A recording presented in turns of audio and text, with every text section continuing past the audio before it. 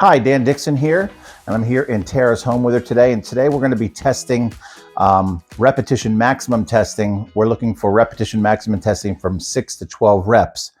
So the first thing we do is we're in a home, so we don't have as much equipment at our disposal. So we're going to be testing we're going to be working our biceps. So I want to see what her bicep strength is, 6 to 12 repetition maximum.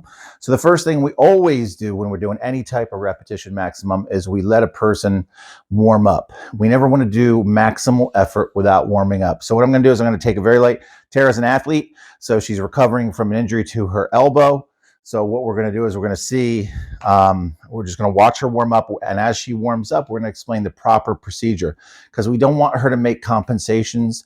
We want to get an accurate reading on what her 6 to 12 repetition maximum is. And as she does the warm up, I'm going to explain the proper position to her without her getting tired. So I'm going to put the weight on a pretty light weight so she can warm up that muscle without possibly straining it. I'm just going to put it on 5 pounds.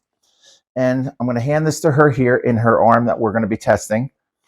And she's going to, what I want you to do, Tara, is I want you to lean back in the chair and I want your back to stay against the chair.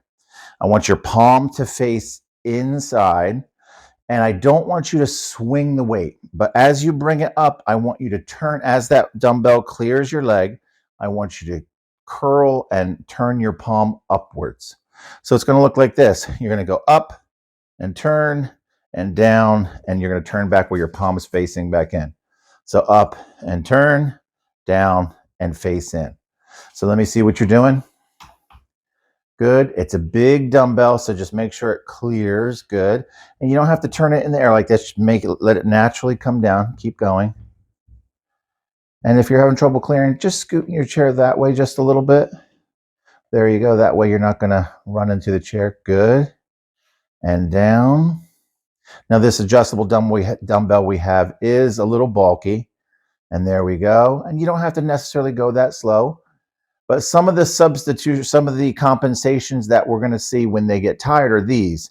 She's going to want to swing the weight. So she'll take her back off the chair and swing the weight like this. Another thing, she'll bring her back off the chair and use her body for momentum. Another compensation she's going to do is she's going to start to swing the weight. She's going to swing like this to get it up. And we don't want that. We want to test her the same way every time and make sure the results are reproducible. And we're also going to find a good training load for her. How's that feel? Good? Good. All right. So I'm going to take that back from you. That feel pretty light and easy? Yes. How many of those do you think you could have done? 30, 40, 50? Probably would have not gotten tired, but you feel like a little more warmed up now? Good. So I'm going to try to guess at a weight where she will fail somewhere between 6 to 12. And she's very athletic, very strong. And since she does work out all the time, I'll ask her, I said, do you know how much you normally curl when you're in the gym? How much a dumbbell you use? Like 35 to 40. 35 to 40 pounds. Are you standing when you normally do that? Yes. Are you perfectly strict with your back against something when you're doing that? No. So 35 to 40. So we're looking for a weight where she can do it nice and strict like this, 6 to 12 times. So I'm going to guess at a weight of 25 pounds from what she told me. All right. And she says she's using 35 to 40. Let's go with 25 and we'll see. And we can probably estimate if she's getting 12 strict ones, I want you to keep going until you can't get any more. If your form is going to break, we're going to call that. So try to keep your back against the chair and don't swing it. Mm-hmm.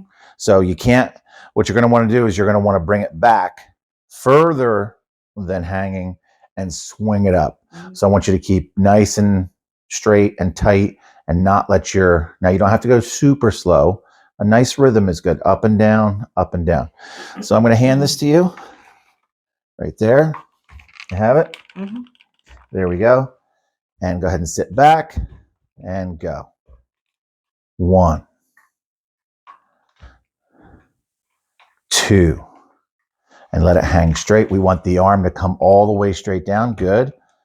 3. Good. 4. Good. There's 5. Good. Now here's 6. Keep going. 6. Good. We don't want her to throw her shoulder forward. We want her to stay nice and strict. There's 7. Now, once she gets tired and she can't get it, there's 8. Now, okay, I'm going to call that right there. You notice the compensation she makes.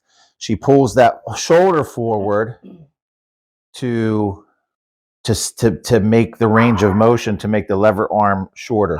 So if she's here, one of the compensations that they can do is they can bring the shoulder forward.